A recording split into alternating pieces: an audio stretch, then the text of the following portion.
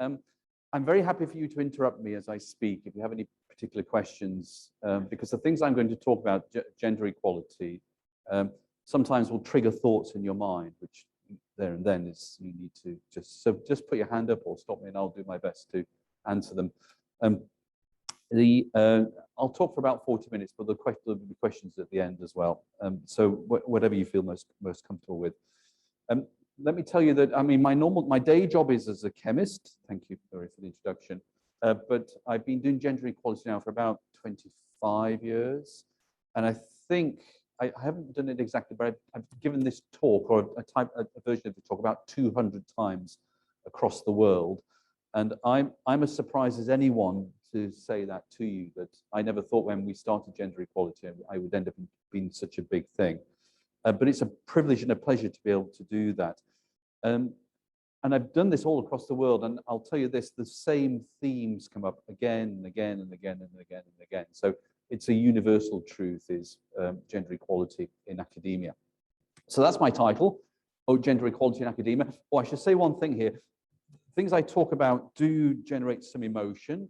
There have been several incidences over the year, one of which is there's been a small fight where a guy came down from the back, and he didn't punch me, he just kind of pushed me. He was very angry. There have been people shaking their fists at me, people shouting, and I'm looking at you all now very carefully. And that's fine. I mean, emotion's fine, but if you feel it bubbling up, then please ask a question at that point rather than push me. That would be good. Okay, gender equality in academia, how to do it. I'm going to tell you a little bit just where I come from. First of all, this is the chemistry department of the University of York in the north of England. Just to tell you that we're a serious department. Now, why do I say that? Because often when I talk about gender equality, people think that it's a recipe for reducing the quality of science. That comes across a lot.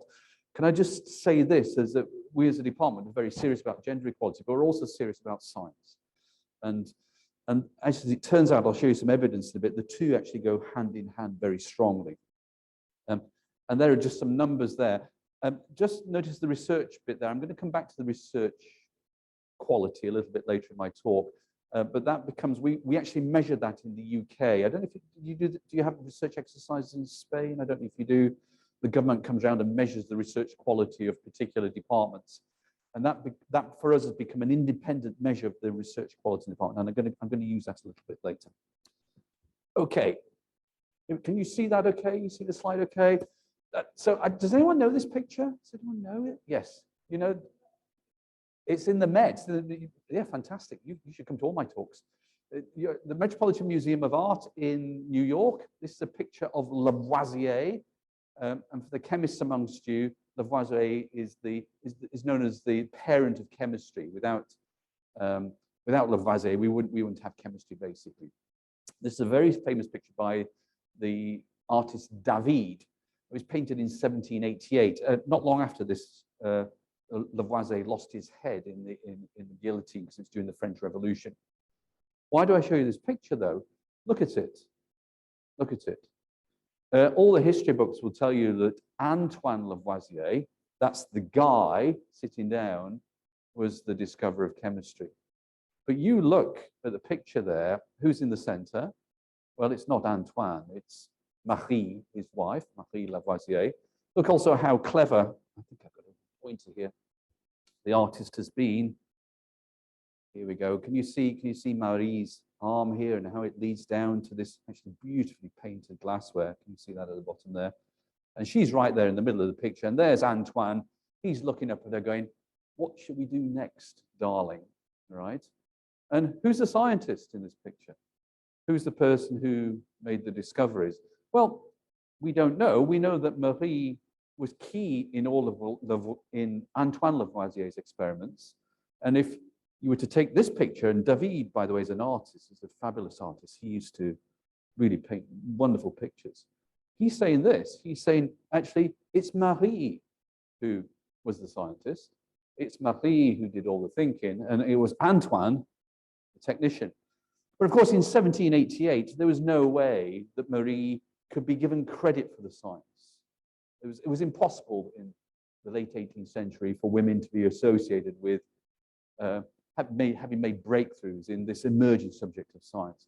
So even if she had been the key person in all of this, she couldn't have got the credit. And it had to be through kind of some subtle kind of pictures and signals in these type of paintings, which maybe then we could signal that actually she was a scientist. I'm going to come back to that picture a little bit later. But my comment is this: in 1788, so what's that? That is over 200 years ago, almost 250 years ago, things were bad for women in science. Surely things have improved. Here we are, 2021, in modern Europe. Surely things have got better for men and women in science. Well, here are some data. So this is the percentage of female academic staff in our universities plotted from 1960 to 2017. Let's just take an example here. This is this group of columns here is from OECD member countries, and the left-handmost column is the percentage of female staff in universities in 1960, or the earliest date we collected data, which is there's about 25%. And you see over the years up to 2017, that's increased to just above 40%, right?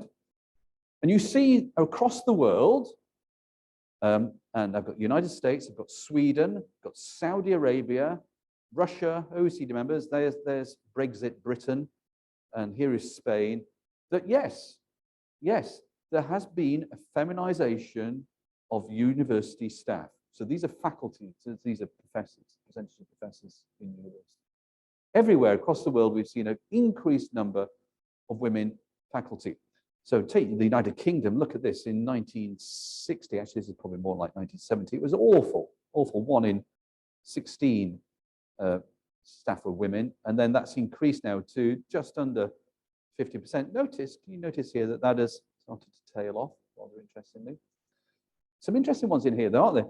Most of the what I call second world countries, that's Russia or ex-communist countries, China, places in Eastern Europe, the percentage of female staff in universities is actually pretty high.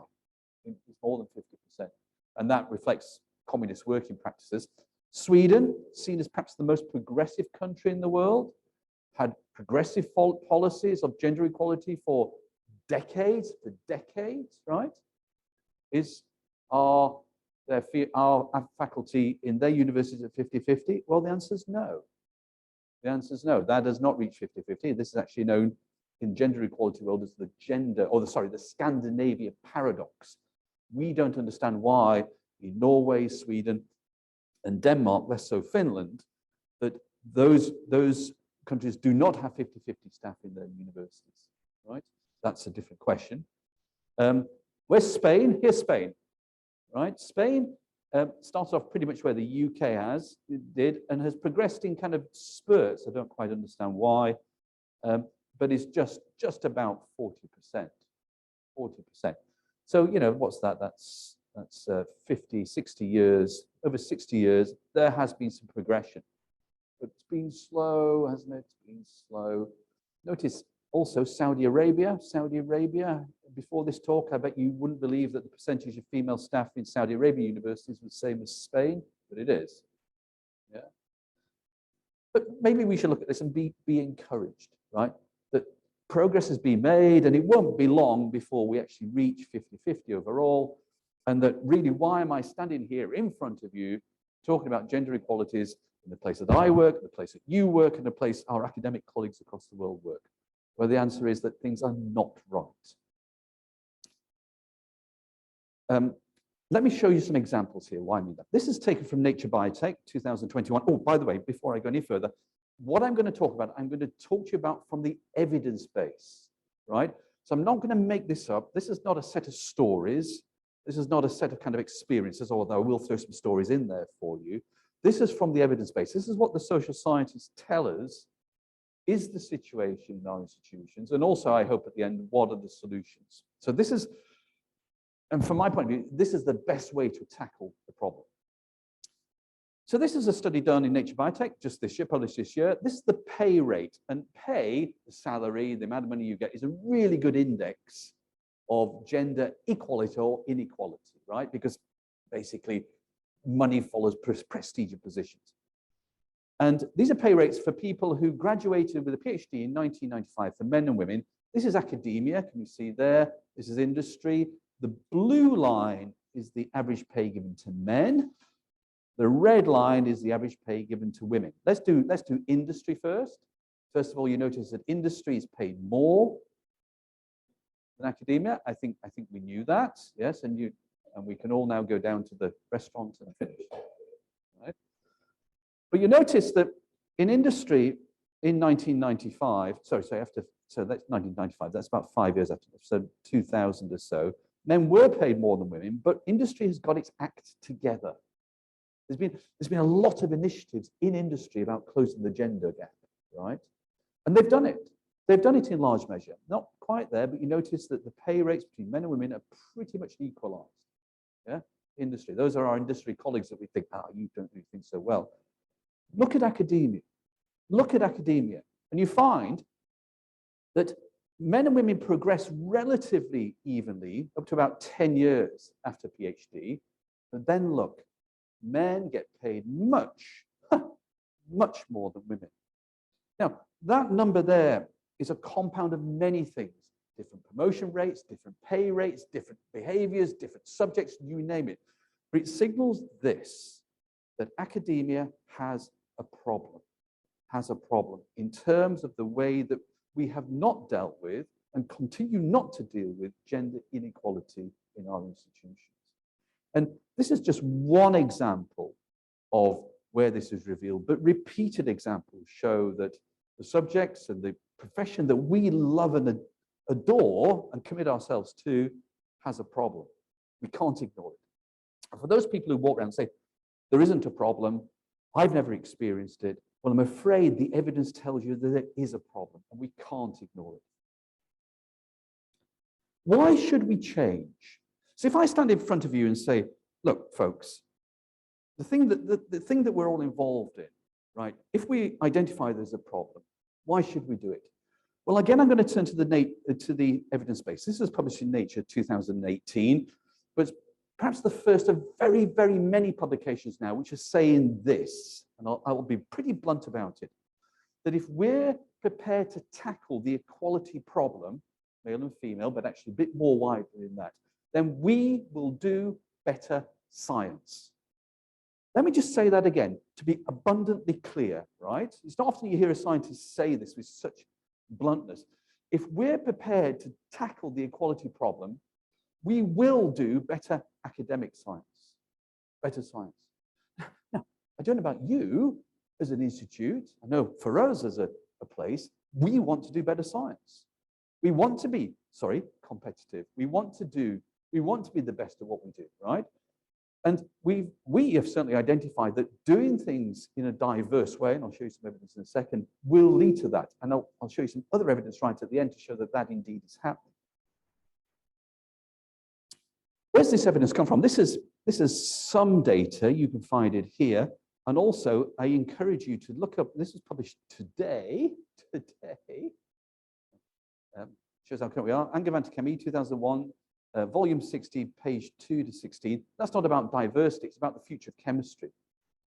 And you'll find, or science actually, you'll find in there the critical importance of doing things in diverse ways. It's a very illuminating article. Anyway, back to this. This is taken from these data taken from this preprint, which is published in 2018. What did they do? So the authors of this study took 1 million papers, that's research papers, that's stuff that you and I have written over the years, and many others. The 1 million is important because statistically it's a large number. Yeah. From the US, UK, Canada, and Australia. I'm afraid, sorry that Spain's not in there, but that's a good set of kind of science countries. They then looked at the authorship of those papers and they gave them indices on their name. So there's ethnic diversity index. So an index up here shows that amongst the authors of those papers, they were ethnically diverse, right? For age, for gender, and for affiliation. That's the place that they came from. And then they correlated that with, well, an index that you and I would use all the time, which is the number of times that paper was cited, right? Now, for all the faults that may be with that, it doesn't matter. It is nonetheless a metric of quality. What do we find?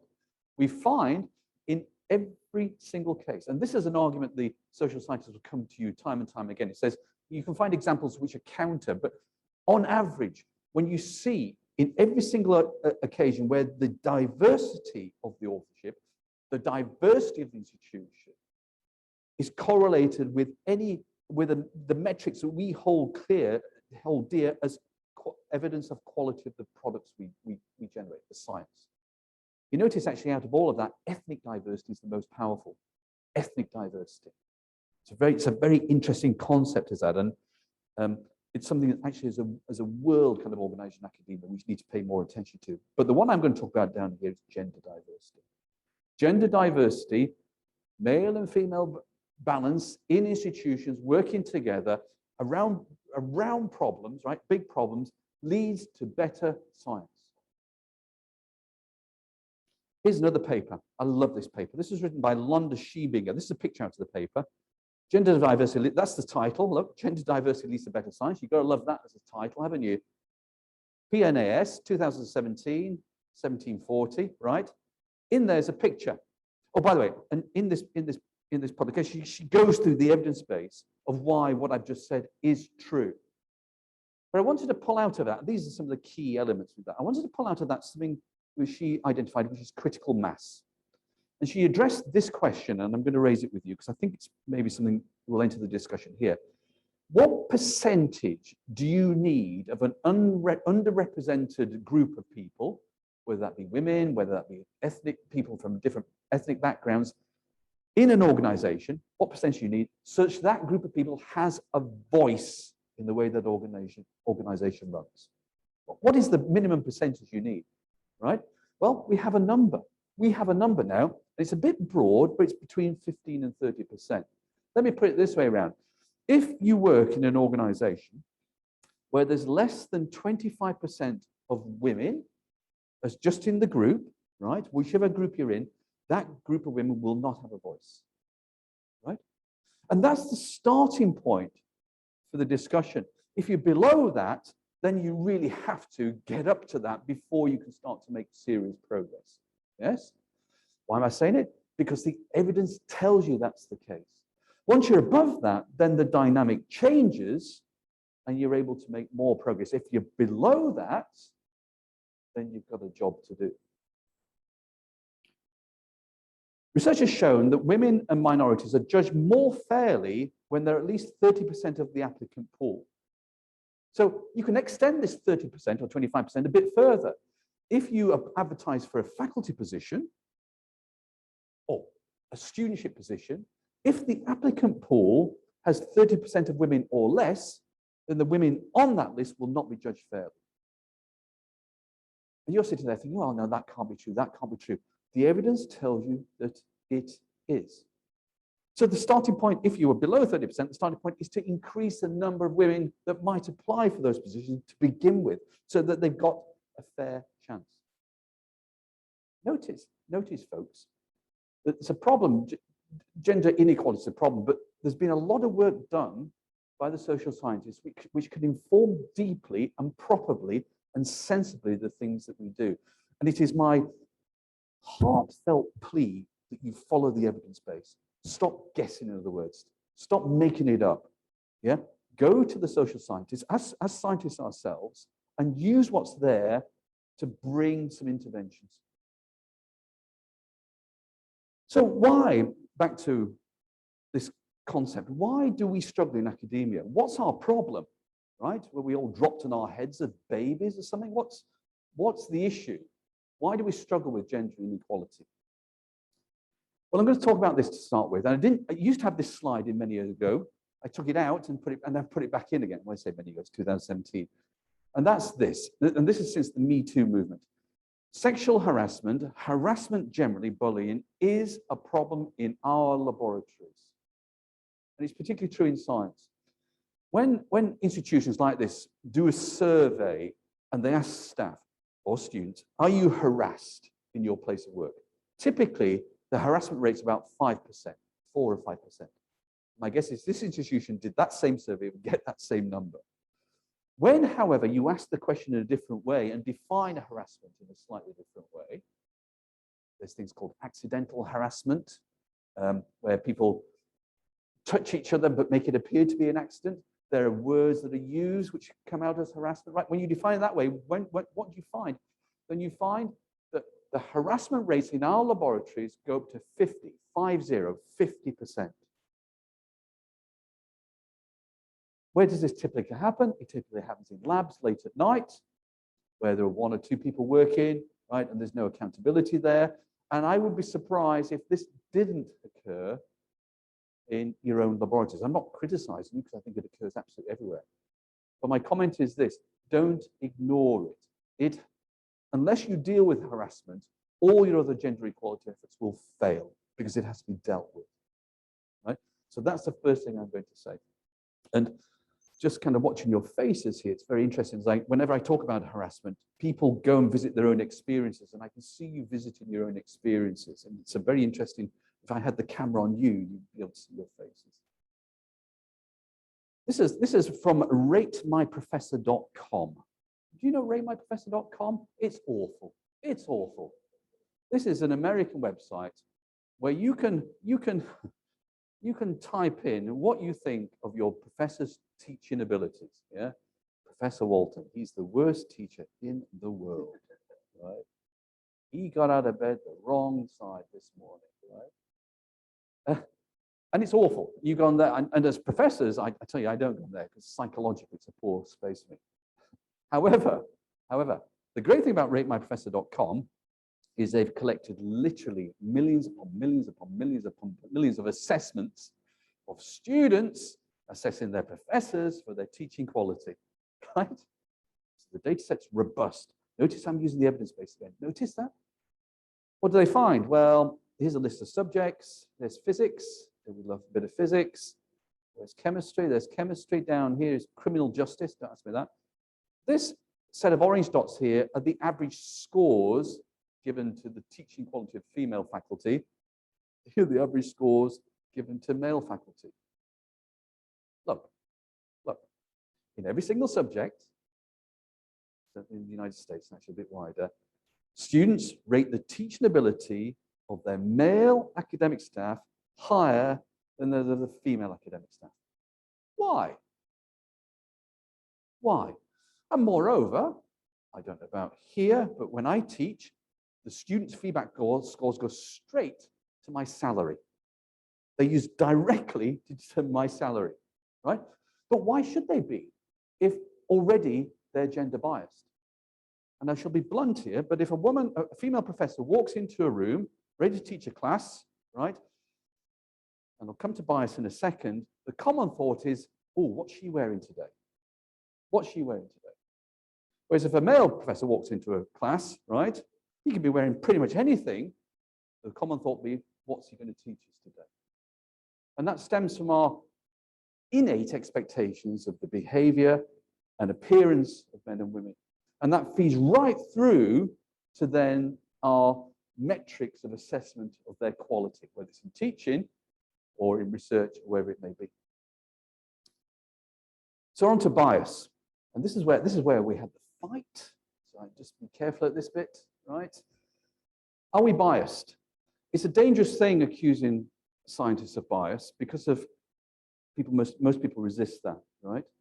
And there's, again, some things from, I'll let you read these things here, again from the social scientists, who will tell you this: for those professions, and this includes us, who think they aren't biased, then they're nearly always biased. In fact, they're worse than biased.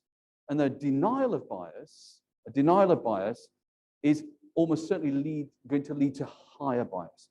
Let me put it this way: we are vulnerable. We are vulnerable because we think we can judge scientifically, but we can't. We can't. And if you sit and standing there thinking, Paul, oh no, don't tell me that. I don't need to hear that. All I'm doing is reflecting the evidence base back to you. This is one of my favorite books, How Professors Think. And I'll just read this out. Judging quality isn't robotically rational. It's emotional, cognitive, and social too. And yet most academic self-respect is rooted in their ability to analyze complexity and recognize quality. That just reflects back to you what I've been saying. It has been studied and it is understood that we as a group of people are particularly vulnerable to bias.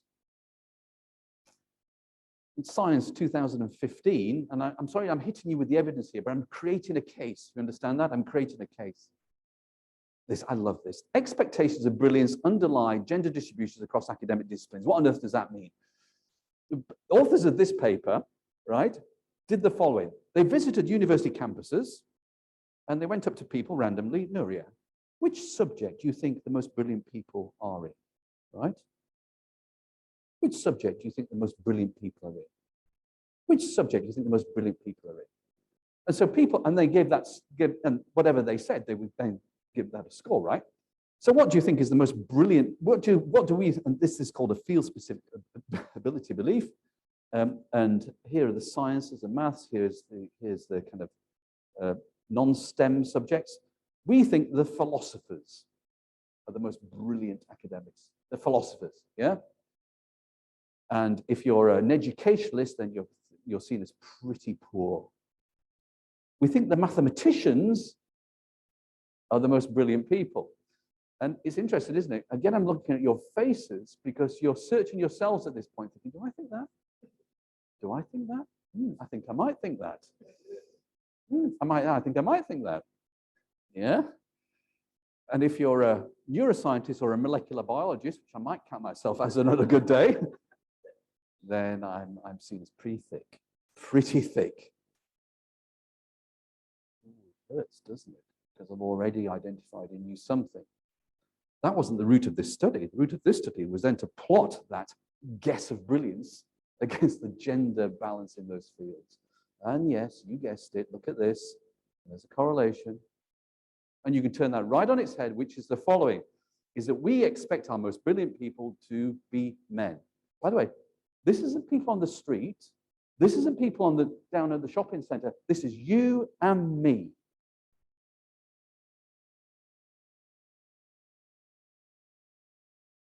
Are we biased? Can we drop the lights here a little bit? Would you help? Yeah, turn off the lights. So I'm now going to thank you so much. There's some going on. Oh yes. Yeah, brilliant. Thank you so much. That's perfect. I think you're turning them on while she's turning them off, and then she's turning them on while you're turning them off. That's it, brilliant. Thank you so much.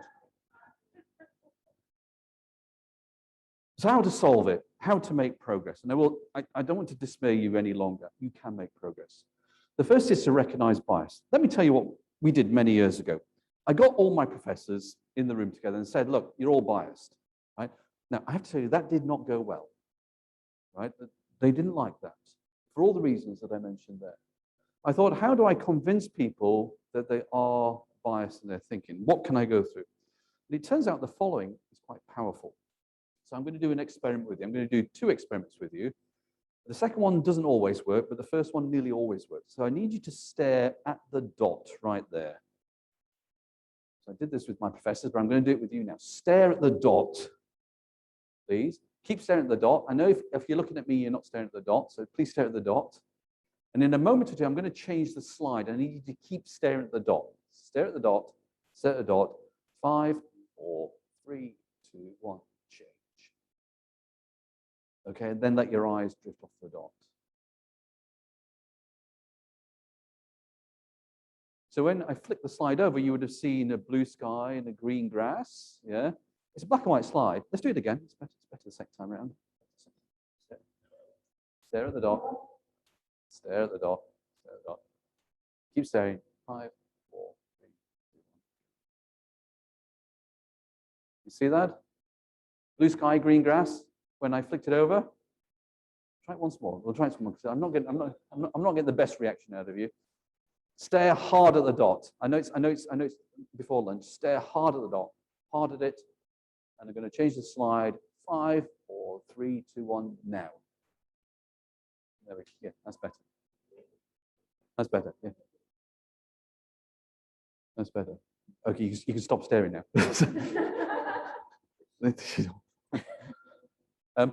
So when I flicked it over, you would have seen blue sky and green grass, right? Yeah.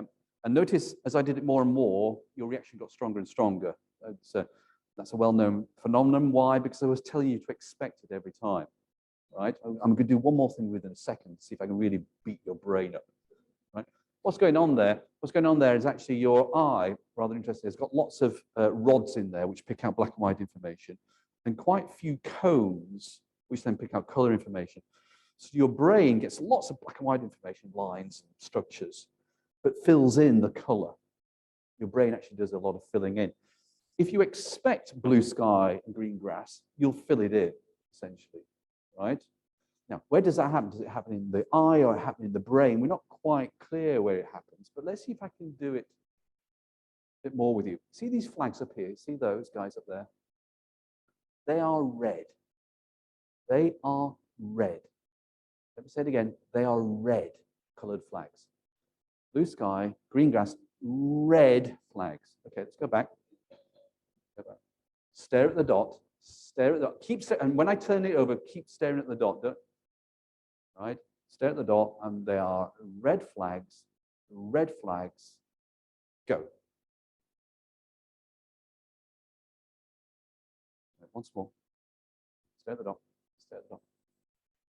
Red flags. Red flags. Red flags. Go. So about 25% of you will have seen red flags. Red flags. Yeah. Black flags, okay, or color flags. Okay, you'll have put something in there. Why? Because I told you to expect it. For no other reason. That's me messing with your brain. What am I leading up to? I'm leading up to this. And this is where it gets a little bit emotional. We're told to expect different behaviors between men and women. And you're not free of that. You're not. Let me give you an example. If a woman enters a job and succeeds at that job, let's say a woman became director of your institute, and the institute soared in the tables, right? And we look back, people would look at her and say, she's lucky. She was lucky. If a man does that, soars in the tables, right? He's seen as brilliant because of our expectations of behavior. If a man fails at his job, what do you think he's seen as? Unlucky. If a woman fails at a job, she's seen as incompetent, right? And I paint that example, one from the evidence base again, but to show you, and by the way, again, you're looking inside yourself, whether you do that's an interesting concept, right? This feeds into what we expect out of men and women, and then critically, it feeds into our assessment of their ability. Let's say you're in a meeting, and it could be a meeting right here today, later today, and let's say there's 20 people in there, and there are equal numbers of men and women, right? And the meeting will chat away, let's talk about this, let's talk about Brexit, something like that. And a woman will put up her hand and say, I've got an idea. Why don't we stop all English people coming to Spain? That's a joke, that's a joke. Good, just checking. Why don't we stop all English people coming to Spain? That idea, in most situations, will be ignored by the group. Ignored. 5 or 10 minutes later, and if you don't believe me, time it, watch it, time it. A man will stick his hand up, but usually men don't even stick their hands up. They go like this. I've got an idea, right? Why don't we stop all English people coming to Spain? The meeting will stop. It will turn to the man and say, what a good idea, man. And the man sits there and goes, yeah, that's a good idea. The woman, however, is sitting there and she's then got a choice. And this is where it hurts. Does she keep quiet and just let it go and know that she won't be credited with the idea? Or does she speak up? Hey, evil man, that was my idea. Give me the credit for it. And behave like a man. Why do I say that? Because that's how we expect men and women to behave. In both cases, she receives a down credit in the eyes of her colleagues, both men and women. By the way, I'm going to say at this point, women are just as biased as men are. Women are just as biased as men are. And whether you like it or not, and you're just sitting there not thinking, I don't do that, you do. That leads to something that's well understood. It's called the accumulation of disadvantage, right? There's a little black mark appears in your brain, little black, for no reason other than just behaving in a different way. And those black marks mount up, and after about 7 years, so after 7 years of accumulating those black marks, that then leads to material disadvantage in promotion, pay, status, citations, invitations to conferences, you name it. 7 years, you can time it. Isn't it bad? It happens to be just at the same time when people who've done their PhDs, have finished their postdoc, have started their first academic career.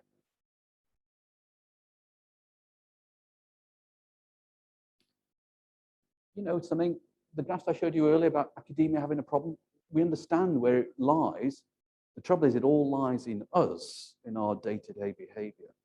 And the first step in this is correcting that behavior. And that usually boils down to leadership in departments. Going back to the meeting, you know, let's say the chair of the department, the chair's there, and he goes, wait a minute, no, man, we had that idea earlier over here, and started to correct it.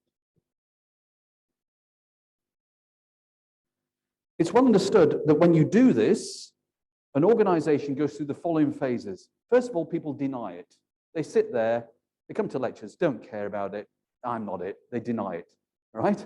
I'm not biased. Then there's this, oh God, Paul, shut up about it, will you?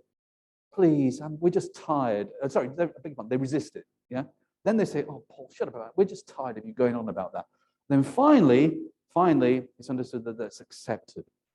So people will then accept their role in bias. I have to say that when we did this, we followed exactly this path. I also need to tell you that it takes 10 years to do that. Nearly all social scientists will tell you that journey of working with bias, wrestling with it, dealing with it, and then finally getting on with it takes 10 years. And if you set an agenda which is shorter than that, it's likely to fail. Industry's understood this. We're only getting to grips with it. Let me give you an example here. This means nothing to you, I know. These are my handwritten notes here. This is actually from July 2015. This is my unintelligible handwriting. What was I doing? We had a problem with bias in our department when it came to hiring and recruitment, right? We weren't appointing women as much as we should have done. So we decided to bring in observers to selection meetings. By the way, those are academic observers. So as a professor, I would do it myself. Some of my colleagues would do it myself because they can understand the technical language, right? And we would record the discussion, whether we were shortlisting or we were interviewing, about particular candidates. And these are my notes, right? So this is a female candidate here. And these are the number of positive comments she received during the shortlisting. These are the number of negative comments she received during the shortlisting. This is a male candidate here. These are the positive comments. Look at those. That's the number. These are the negative comments, right? Now, let me set the context here. Why do we need observers? We need observers for this reason, is that if I tell you you're biased, if I come up to you, Monica, you're biased. You go, yeah, I am. Oh, Paul, leave me alone. Please, I'm biased, I'm biased. For the next 10 to 15 minutes, you'll try really hard not to be biased. Yeah? Oh, don't be biased, don't be biased. After that, you find that you're worse. You find you can't separate yourself from your bias. It's not possible, right? Actually, make more biased decisions after you've been told about bias. This is why, by the way, do you have unconscious bias training in here? I don't know if you do. All those places that brought in unconscious bias training have now removed it because it doesn't work. It makes it worse. So I've already made the situation worse by telling you about your bias, because now you're aware of it. Now you go away and concentrate on it, but actually it makes the situation worse. So actually, you need other people to correct your bias. So this is why we had observers in the meetings. Let me give you a story here. I was sitting an observer, and this is a very typical situation. And we were shortlisting male and female candidates, right? We had a male candidate, his CV, his resume came up, chemist, young man, I think late 20s, maybe early 30s. And he had about 25 publications, absolutely fantastic, brilliant CV, absolutely fantastic CV. And we discussed this, blah, blah, blah, blah, blah. And the chair said, he's a fantastic candidate, really strong, blah, blah, blah. He took the CV and put it on the shortlisting pile, right? Great, great. 2 candidates later, a female candidate, same age, roughly the same number of publications. In fact, I think she has slightly more, 26 publications. The conversation went like this, and I was watching this. Fantastic candidate, really must have done brilliantly well. 25 publications, all great journals, fantastic. the chair picked up the CV, was about to put it in the shortlisting pile, and then someone said this, she must have had some help. She must have had some help getting those publications. This is a department that's been practicing gender equality for 20 years. We've won prizes for it, right? We're aware of bias. We've worked with bias. We try to correct for bias. But this is the depth that people bring to discussions. And so as an observer, I went, stop. And reflected back then to the committee what had been said. And I can tell you this, that was met with shock. Why? Because people didn't realize what they were doing. It took that act of observation, and I'm going to commend this to you as something to find out those biases. The woman got appointed. The woman got appointed in the end. And this brings me to hiring and recruitment. What can you do? Well, the evidence is awful. What I mean by that, if you've got a faculty position available, right? Unless you correct along the way, you will make a biased appointment that will disfavor women. You will. Right? I mean, it comes out in everything. It comes out in the letters of references that people write. It comes out in the way that men and women are promoted towards or encouraged to apply for particular positions. It comes out in the phone calls that go on backwards and forwards. You know, we've had people shortlisted position, and only the male candidates get phone calls or emails from their ex-supervisors saying how brilliant they are. None of the female candidates do. All these things are understood. All these things need to be corrected. You have to bring in a campaign of recognition and correction to do that. How do you do that? Oh, sorry. I need to go back here. Beg your pardon. How do you do that? Well, I've jumped ahead of myself. Go to the evidence base. I'll show you in a second how you do that. These are the reactions, though, when you do that. Sorry, I've jumped. People say, I don't need this. I am completely fair, right? Don't bring in this stuff to me. I'm not going to do it. I'll tell you about that in a second. Secondly, people say, well, there are not enough women applicants in the first place. Computer science, physics, maths. We just don't get women. Apply it, right? And then this one here, I've heard this on so many times. Well, the women who applied, they're just not good enough. How can we appoint? Right? Let me just go through these very quickly. I'm completely fair. A lot of academics say they're completely fair. I can tell you a story here. I gave a talk actually in Norway when I gave a talk about gender equality at the end of the day, and there's a guy sitting just about where you are there, and throughout my talk he was frowning at eyes. He was angry. And at the end, my host stood up and said, are there any questions? He put his hand up like this. He says, how dare you come here and tell me I am not fair in my judgments? I have never made an unfair judgment in my whole life, he said, right? And I was going, well, I'm sorry, I've upset you. He says, no, you've really upset me, blah, blah, blah. How dare you say that? Blah, blah. Come to Norway, you're an Englishman. How dare you say that, right? What he didn't know, though, and I apologize, but he didn't know that his wife had arrived to pick him up to take him home. And she was standing at the back, and she heard all of this. And it's an interesting story from here on in. Apparently, they were driving home, and he was still steaming about me, saying, oh, that stupid Englishman, blah, blah, blah, blah, blah, blah, blah. And his wife turned to him and said the following, I'm sorry to say, what's his name, you're the most biased man I know. Most biased man I know. Good for him, he then wrote to me afterwards. He said, I'm ever so sorry. I was wrong. I was wrong. But it took that moment for him to realize that it's not fair. And the evidence is that we're not fair. Not enough applicants. I'm afraid this is simply not true. People say there are not enough applicants. The answer to that is our vision's too narrow. I've heard this story a lot about there are not enough female computer scientists in the world. Go to India. Go to India, where girls are trained in computer science more perhaps than anywhere else in the world. Wonderful source of female computer scientists. Why don't we hire from there? Right? It's simply not true there are not enough applicants. We just don't work hard enough to get them. And then just not good enough. This is the most pernicious and nasty of hiring decisions. We had to appoint a man because the women weren't good enough. Let's just go to the evidence base. And now I ask you to look inside yourself very, very, very carefully indeed, and be honest with yourself. If you're asked, are there any differences in ambition, maths ability, confidence, psychological well-being, personality, cognitive performance, and self-esteem between men and women? Do you believe there are any differences? And if you're sitting there thinking, no, I don't believe there are any differences, I'm completely fair. How many times have you joked about men being able to read maps and women not? Or men not being able to multitask whilst women can? What is the evidence? If we have any belief there are differences, what is the evidence? Well, I can tell you, up until quite recently, it was thought that there was a difference in extreme maths ability between men and women. It was thought by the social scientists, right? But we've done some work since then, and it's a difficult experiment to do, but nonetheless, here's the answer. There isn't. There's no biological basis for differences in ability, innate ability between men and women. There isn't. There may be differences in experience and opportunity and encouragement, but there's no innate difference. And it's a fallacy, it's wrong, it's a lie to say that there is. Don't even go there.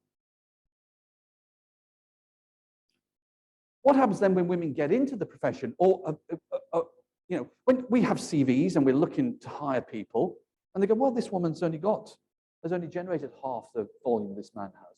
You know, she isn't as good. What's the evidence that she's had a fair chance? Look at this here.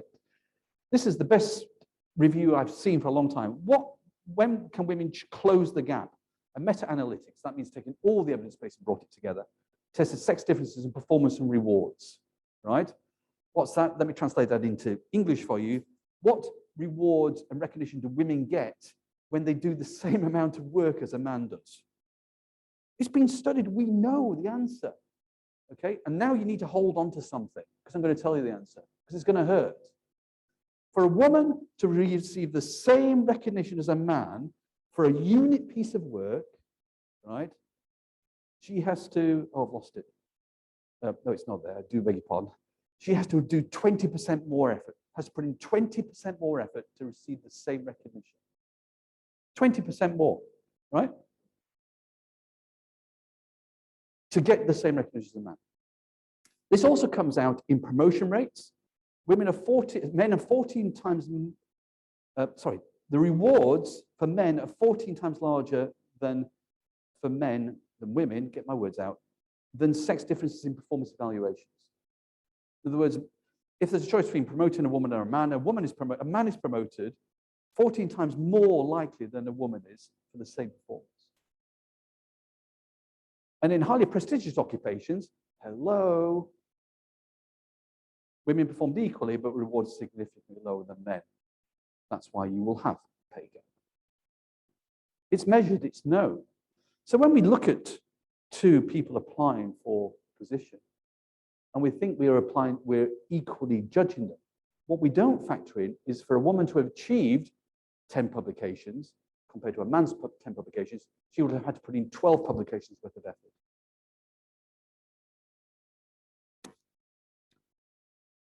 Quantity. How many times have you heard, oh, this person's brilliant. He or she's got 2,000 publications, got an H index the size of Montana, right?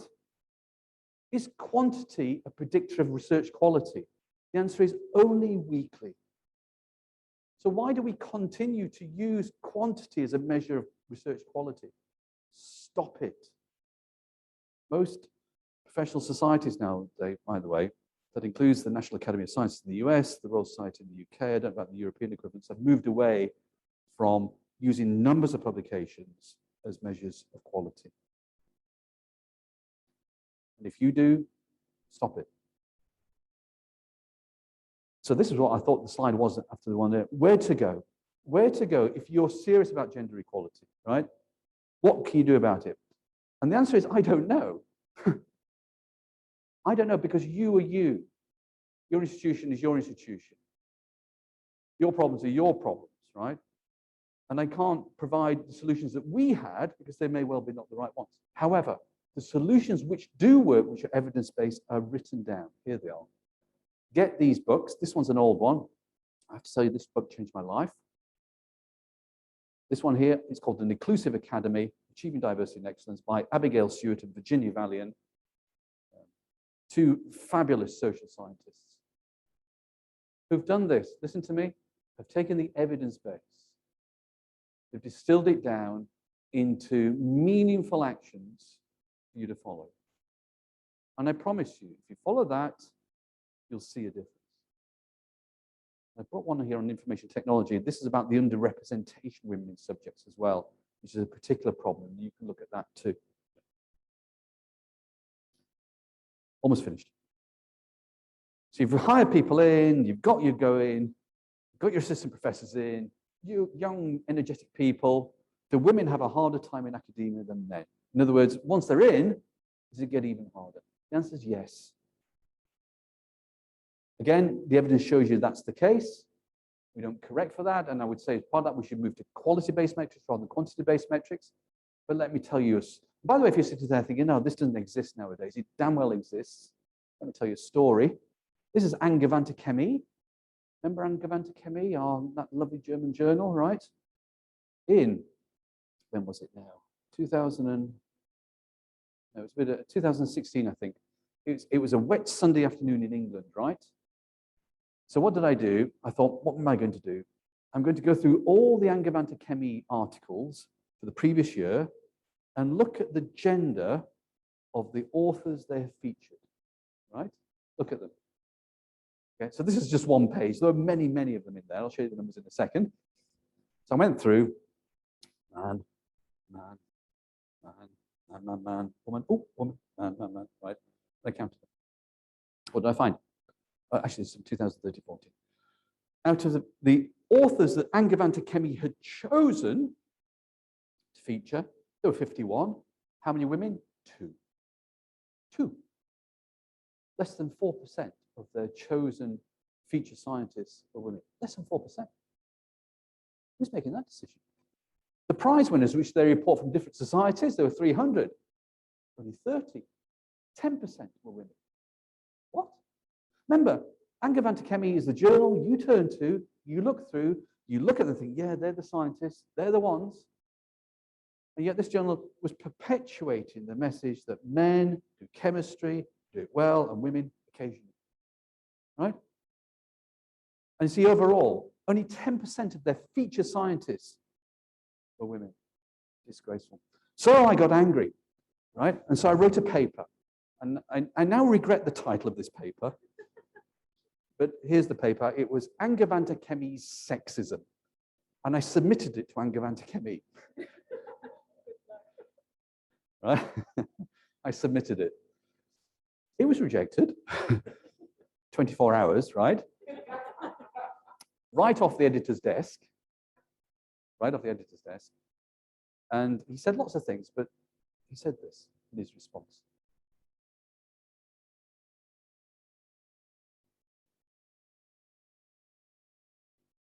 If we were to include more women, then we would have to set a different set of selection criteria for men and women. In other words, we would have to lower. That's straight out of his email. Straight out of his email. Do women have a harder time in science than men? You damn well bet they do. When there's attitudes like this from the very highest going around the place. I was asked earlier why I do this gender equality work, partly because of this crap that comes out. And you should do too.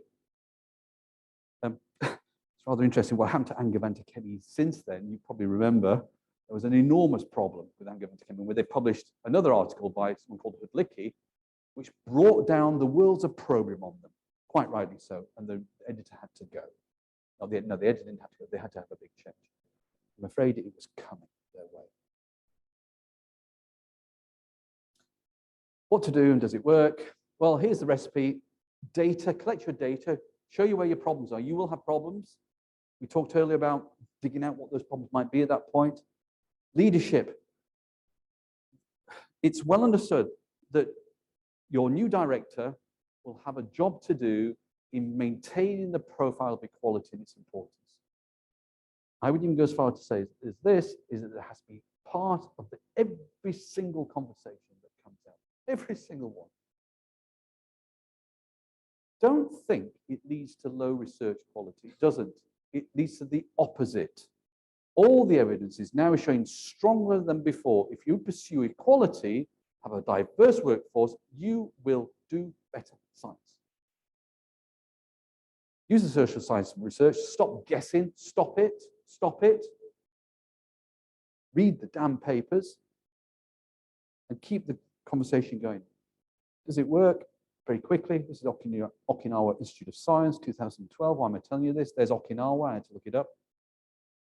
Japan has got the worst gender statistics in the whole world for women in academia. The worst in the world, right? Okinawa was set up in 2012 to set up a brilliant new Institute of Science. They set up on an inequality basis, right? Against the worst kind of atmosphere in the world. And they found after, now let's see, after about 10 years of operation, slightly less than 10 years, they've appointed 60 faculty members. They were recruited from all over the world. They're already 120th in the list of academic institutions and the 8th amongst Japanese academic institutions, right?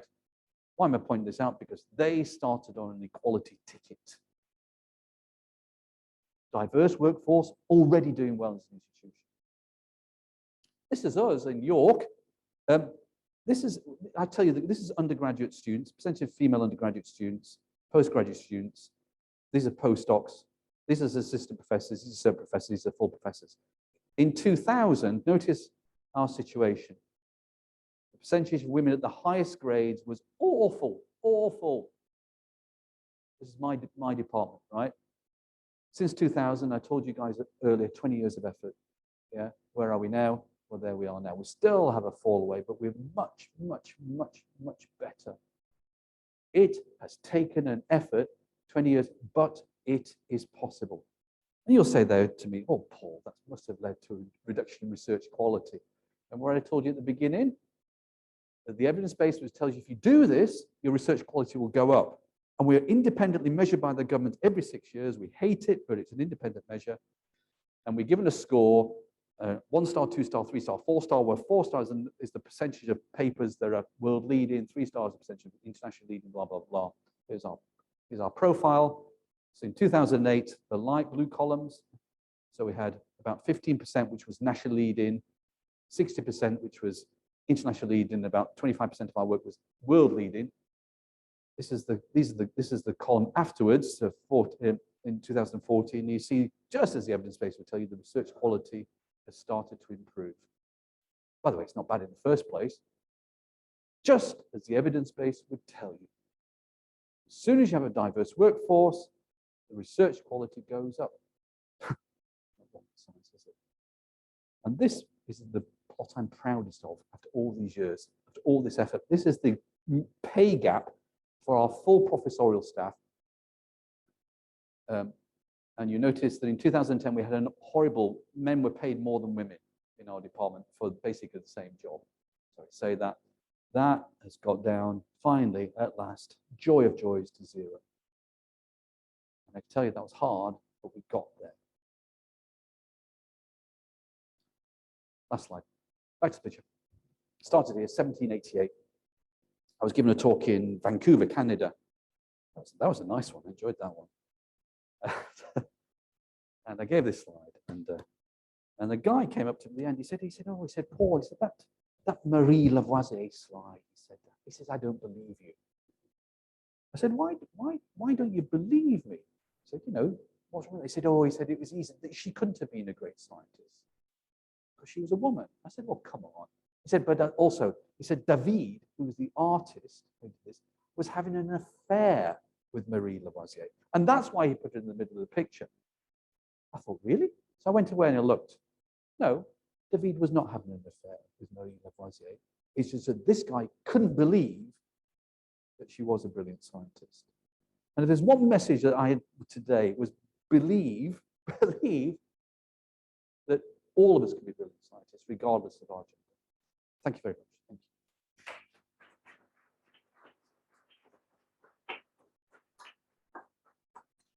you. Thank you very much for this wonderful talk about gender equality. Now the floor is open for questions. Don't be shy. Okay, we know that you're shy. I mean, it's hard to ask questions because I mean, this is really a strong talk. So thanks a lot. I actually prepared my question before because I thought about that alone. So the point is like, if you had, let's say for one day, the power to decide a policy in one country completely to solve this, I mean, from the governmental level, so it's not really like in the school, but like, let's say from the top side, you can just decide yourself, no negotiation, what would you do? Or where would you start? What would it be the first law to enforce? Ooh.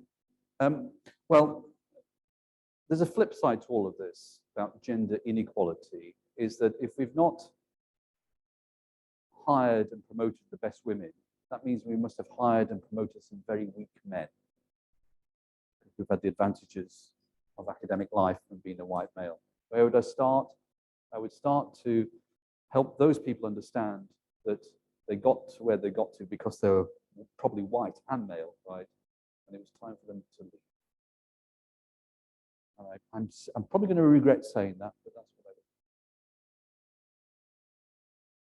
Thank you. would. So I have a question. So when like you showed, I think in your first slides where they measured like ethnic diversity and things like that from research papers, how do you even do that? Like, how can you guess someone's diversity based on name? Yeah. Okay, you'll have to go and look at the paper. Okay. Yeah, I wasn't an author on the paper. I can guess how they did it because, of course, there are address affiliations there, but they will have used a proxy for ethnicity, and I suggest you look at that. It's a great question. Thank you. Yes, now Andrea. Many thanks for the talk. I would like to ask you, imagine you're writing a paper and you need to choose your references. So I guess that being conscious of the gender equality that the group that you are citing has is a really important thing. So how would you look for the quality of this group in terms of this issue? I mean, is there any external standard evaluation for this? Or if not, I guess maybe not. How would you search for this? If I understand your question, is how do we determine quality of, did you say research groups or of people? Yeah, so imagine, I mean, you want to cite some paper and you want to be sure that the group you're citing is doing more or less well in this kind of things. What would you look for? Ooh, I've never been asked. Congratulations, I've given 200 talks. I've never been asked that before, so I need to think a little bit. I would suggest the following. One, the things you know, just generally about groups, full stop, would inform your decision. But two, there are two indicators which actually square with the evidence, I would say. Is look at the co-authorship list of any publication and just see if there's some form of gender balance there. And in particular, whether female authors are either first or starred authors on publications. Those two factors are known to be vulnerable to gender bias. If you see a group where there's a good gender balance in the first authors, the papers they produce, and good gender balance in the corresponding authors, then I would say that's a good indicator. There are some groups where the male professor will indeed hand off the corresponding label to people that they've worked with to help that gender balance. And so that happens as well. So watch out for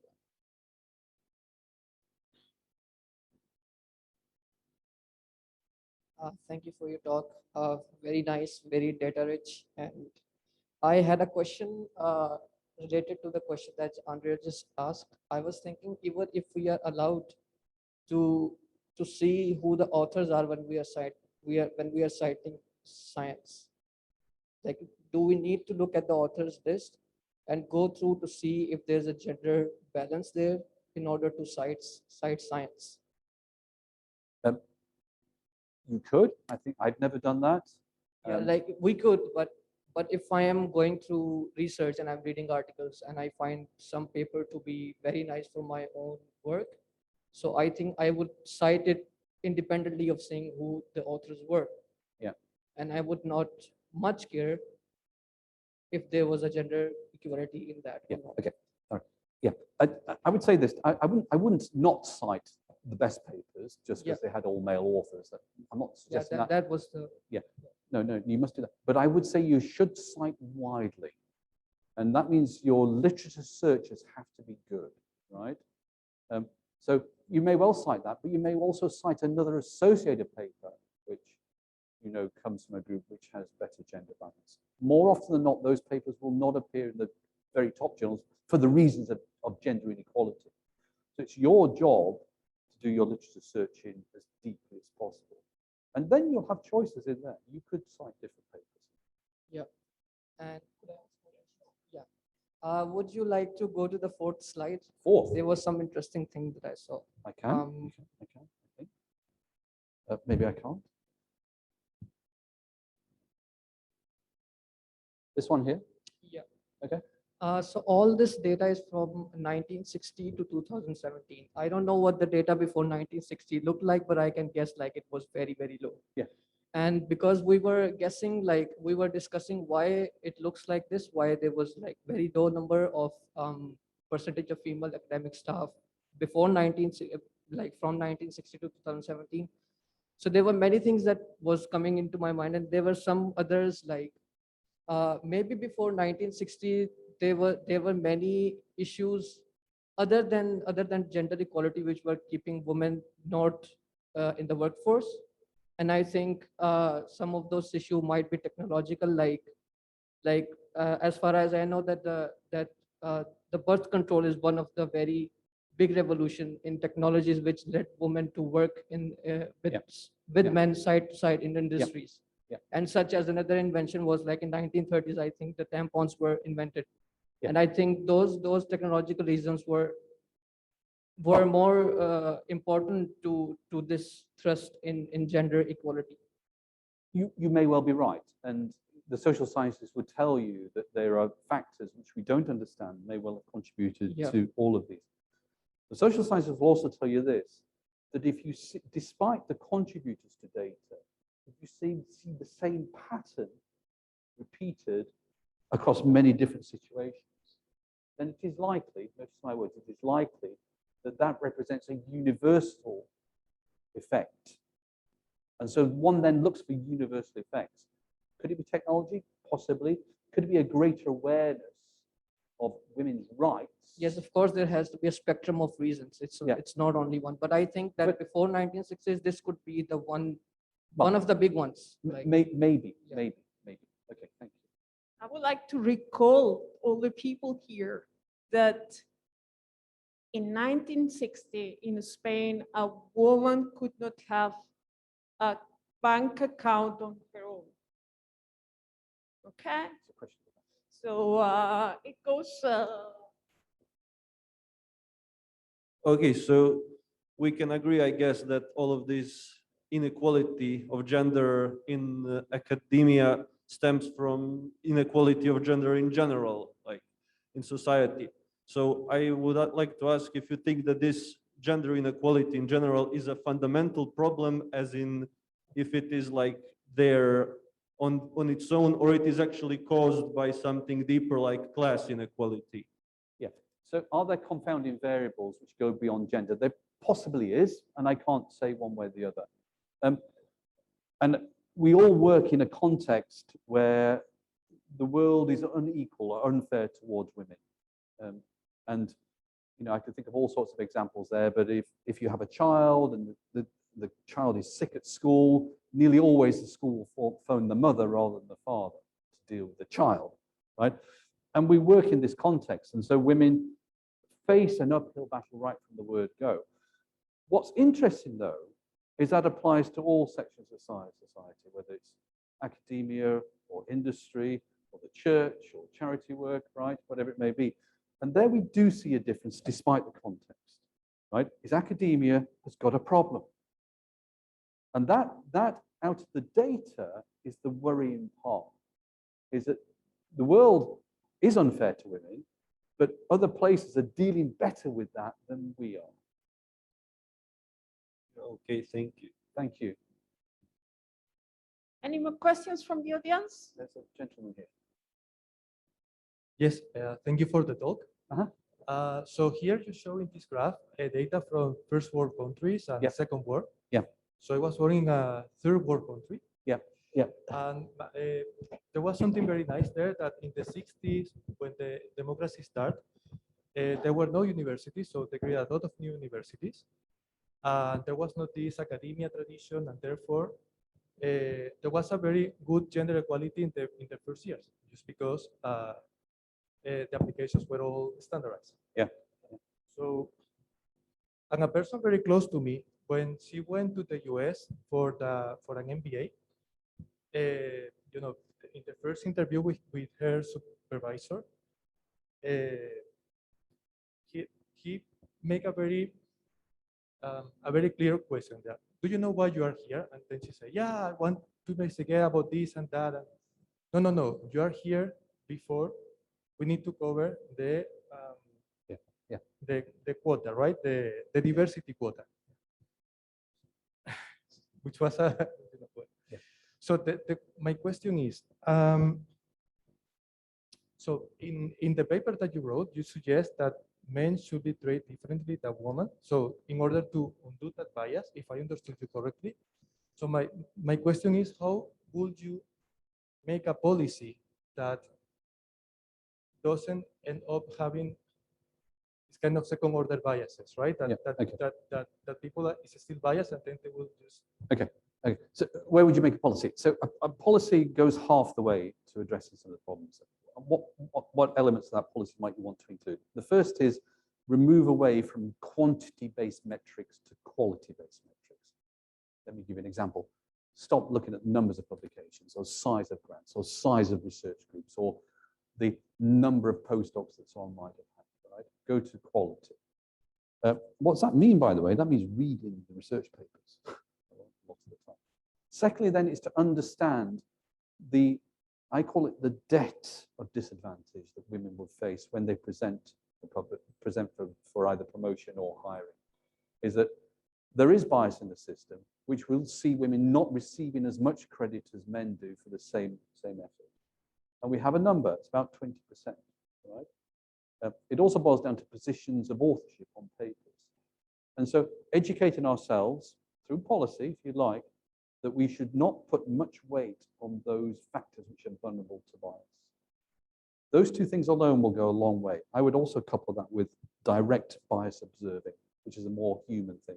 And all psychologists will tell you one thing, is it's always a combination of two things which will bring you or a community towards gender equality. One is policy, you're correct.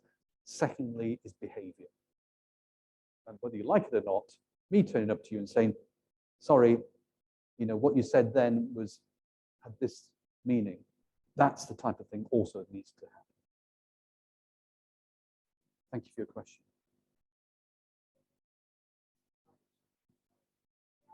We have lots of, okay, the chat is on fire.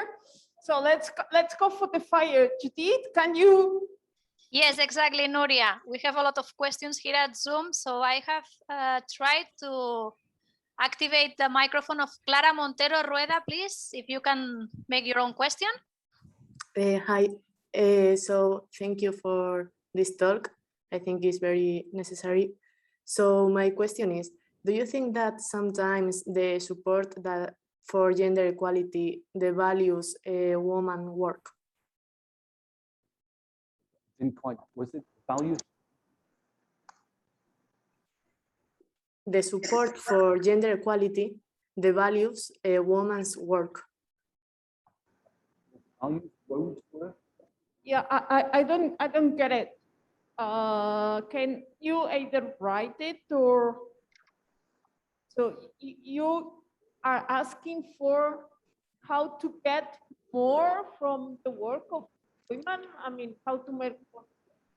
Like sometimes they try to support more gender equality, so have more girls, more women in some jobs, but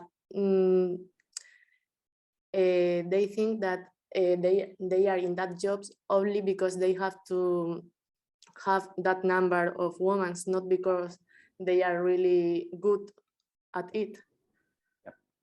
Okay, so yeah, thank you for your question.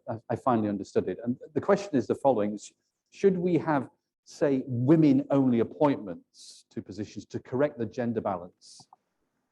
Because we know actually that creates resentment, and we were talking about a sense in the female appointee that they're not good enough. And I would say this: you can do that, can have women-only appointments, but they should only be a measure of last resort, because they carry these things with them. They carry resentment, and they carry this overhanging suspicion the person's not good enough. I would say there are many, many other things you can try way before that, and we've talked about a lot of them today, which will give you the same result, but just over a longer period.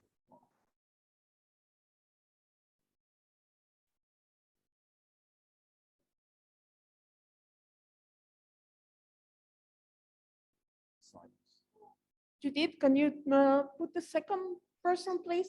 Yeah, exactly. The second one is the second question is from Alba Zurita. So please, Alba, go ahead. Hello, everyone. First of all, thank you for the talk. I found it very interesting, especially in terms of numbers. And my question is the following one. Regarding one of the first graphs you showed us about the correlation between salaries after getting the PhD, you mentioned that the pay gap is lower in the industry. And my question is, why do you think that companies are more concerned about this gender inequality than universities, since universities are public institutions, and public institutions should look for the wellness of the whole population? So why do you think things are going like this way? Thank you. Great. God has.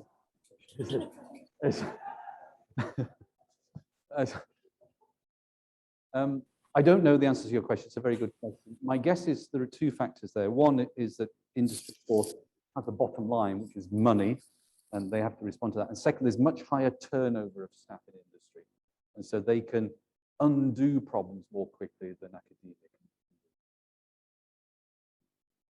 Yeah. But still, since universities are public, the funding is public, why there's this bias? Yeah, I think that in here there is also a difference regarding country, because in Spain salaries are fixed, so you cannot get more. But actually, if you go to the complements that come from, I don't know, being in an academia or being some kind of things, you will still find the same difference. Okay. And another thing I wanted to ask regarding these differences, up to which point is motherhood a choice that can be detrimental in terms of the personal development of a female researcher? Because, for example, as a personal experience, I've been told a couple of times that if I want to be in research, it would be difficult for me to find a stable partner to have a family. And this is something that men have told me. So up to which point is that detrimental for a career? I'm so sorry you heard that, because it's not encouraging. The fact of life is that women continue to carry the burden of social care and family care, and therefore, and by the way, this doesn't apply just to children, it also applies to having elderly relatives, is that women carry that burden. And so it's not a comment about having families so much, it's about what carry the social care of society much more than men do, therefore are vulnerable to that. Clearly, children are part of that. But here's my comment. We know that. We know that, and we can correct for that. And let me give you an example here.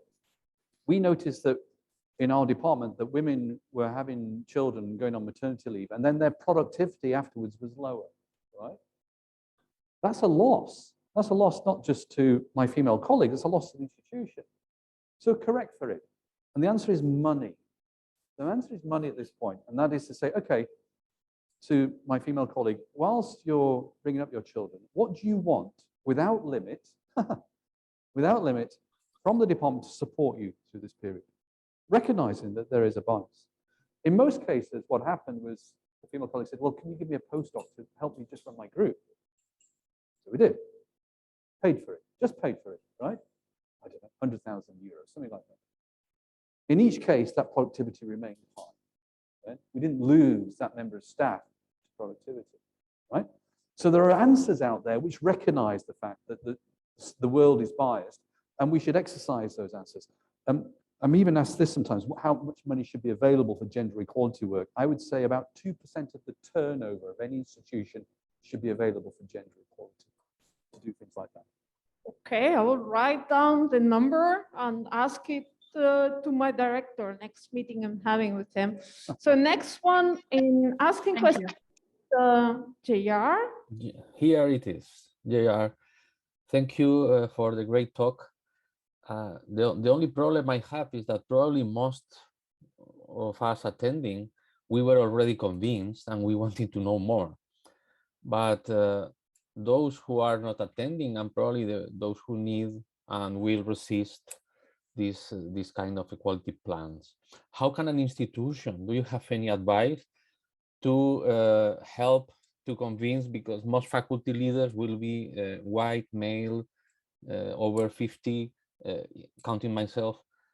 How can we convince or get the cooperation from those non-believers? Because evidence, and I agree, it was very helpful to listen to your evidences. Evidences will not convince them otherwise. Yeah, so thank you for your question. So it's well understood that any organization breaks down as follows when it comes to gender equality. About 20%, and that's probably most of you here, will be already committed to gender equality. You don't need to go to a talk like this. It's helpful, but you'll still go away and probably be committed. About 10%, and I'm going to watch your faces here, will never do it, will be completely against it, and there's nothing you can do. You're all thinking of people. Yes? That leaves 70% in the middle. And it's the 70% that you need to convince, some of which will be here, by the way, so it's not a complete loss. And how do you convince that 70%? There are two things that convince that 70%. One is data, and data is persuasive. JR, that's why I present data today, is that some people will respond to data and to policy. So there should be policies. The other half will respond to leadership, your director, saying this is important, they expect a behavior change, they expect a behavior change, they expect a behavior change. And my job today was to equip you with those things. Right? So you can go out and convince the 70%. You have now the tools to do that. So yes, you're right. The people who perhaps would benefit most from listening to this are not here, but it doesn't mean to say you can't go out and do it. I'm really sorry that we are running out of time. We might take one more question, I guess, Judith. So, well, the next one is from Ahlam Moulat Ali El Mhouji, but I'm sorry, this person, it seems that doesn't have a microphone, so maybe we should read it. So I'll read. The question is, as you have stated earlier, the process towards acceptation of being BAs takes about 10 years, a lot of effort, going from denial stage through resistance and fatigue to final acceptation. But for young women in academia, like the students watching this seminar, what is our chance of actually being heard when standing up for ourselves? Is there any research currently being done on the impact of a woman's academic career after pointing out unjust situations? For instance, have they received the recognition they deserve? Has bias actually increased as per her supervisors, etc.? Yep. So I think the question is, for people who stand up and speak out against things which have gone on, which are clearly unfair, do they pay a price in their careers? The answer is usually yes. I'm sorry to say that. I'm sorry. But that penalty is much less if there's a community support of the effort. And back to the 70%, right? How do you know that that's working? It's when the 70% also start to correct things on a daily basis that a community will start to change. That's what you're really after. However, there will be a period where single voices will have to stand up and say that's wrong. And I'm afraid to say they will pay a price. I just need to be completely clear. I'm not putting you off that. I just need to be honest with you that that's the case. And many people have had to pay the price, and we should honor them standing up when they did, because they took a hit, and we need to recognize that nowadays. Yeah, I can compliment on this. I was here alone as a group leader for 10 years. And yeah, there is a price. But I think that, well, yeah, it was worth it. It's worth it.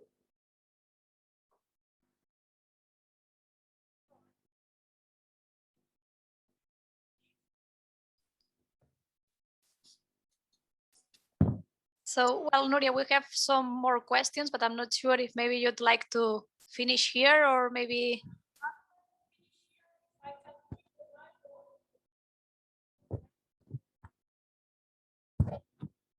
So yes, I would like to finish here. Thank you very much for all the questions. I mean, we will try to collect them. So if you can send them to Judith, we will try to collect them and collect the answers and share them together with the talk. And I want to thank absolutely everybody that has been today around. I know it's an important effort to recognize our biases. And I would like to thank again Paul for his generosity coming here and explaining us all these very important things. Thank you.